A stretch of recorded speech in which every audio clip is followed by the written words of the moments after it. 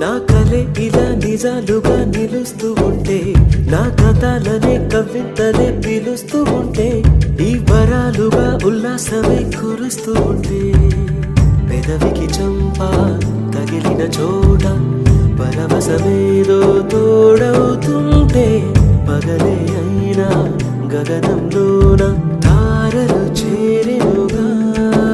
నిజంగా నేనేనా ఇలా నీ జలలో ఉన్నా? ఇదంతా ప్రేమేనా? ఎన్నో వింతలు చూస్తున్నా ఎదలో